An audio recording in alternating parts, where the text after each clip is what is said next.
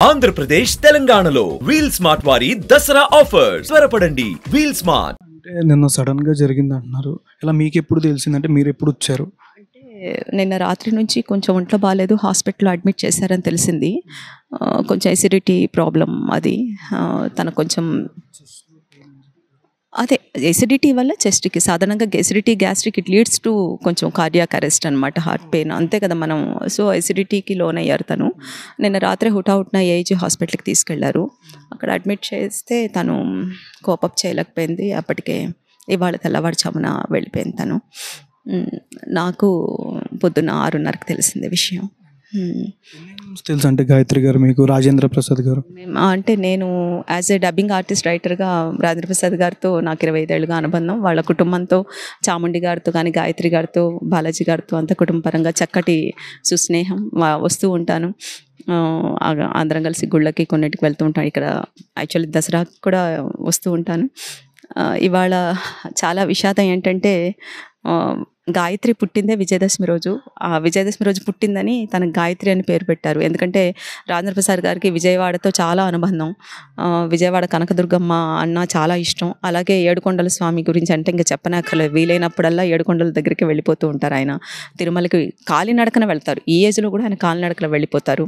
అక్కడే కొండ మీద తిరుమల శ్రీనివాసం అని, రాజేంద్ర ప్రసాదం అని కొండ మీద ఒక గెస్ట్ హౌస్ లాగా కట్టి అది అంతా కూడా తిరుమలేశుని కృప అని అంటుంటారు. ఆయనకి ఎంత నాకేంటంటే ఆయన నటకిరీటి కాదు, నేను నవరస నటకిరీటి అంటూ ఉంటాను వారిని.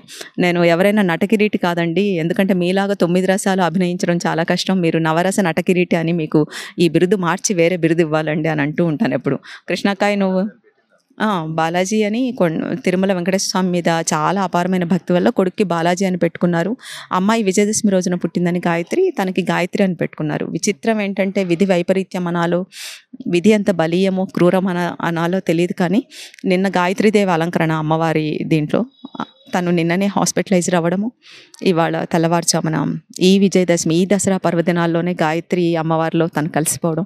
సాధారణంగా ఎప్పుడు కూడా మన ప్రపంచంలో ఏ తల్లిదండ్రులైనా సరే మనకు జన్మనిచ్చిన వాళ్ళు వాళ్ళకంటే ముందు తమ బిడ్డలు పోవాలని ఎప్పుడు కోరుకోరు. అది చాలా గర్భశోకం అంటాం. అది ఎవ్వరూ కూడా ఏ తల్లిదండ్రులు కూడా భరించలేరు. వాళ్ళ తర్వాత మేము ముందే వెళ్ళిపోవాలి, మా ఆయుష్ కూడా పోసుకొని పిల్లలు బాగుండాలనే కోరుకుంటారు.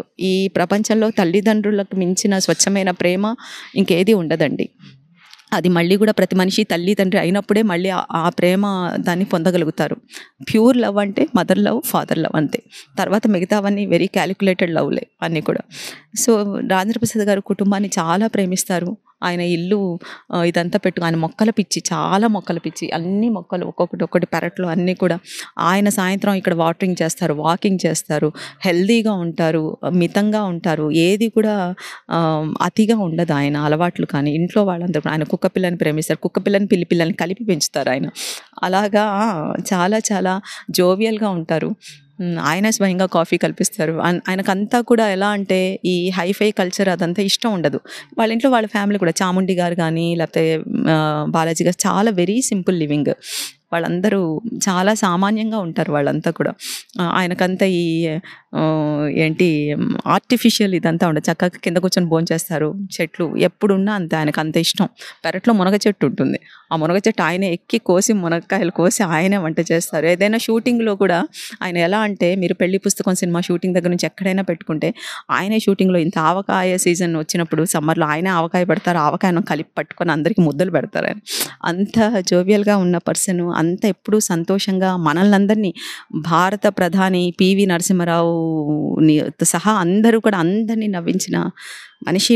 ఇంత విషాదం ఇలా జరగడం అన్నది చాలా మనమే జీర్ణించుకోలేకపోతున్నాం. కానీ ఆయన ఎంత వేదాంత ధోరణితో ఉన్నారంటే ఆయన మనకు ధైర్యం చెప్తున్నారు. టైము ఎవరిని ఎప్పుడు తీసుకెళ్లాలో భగవంతుడికి తెలుసు, వీ హ్యావ్ టు యాక్సెప్ట్ అని అంటున్నారు. చాలా చాలా కష్టము.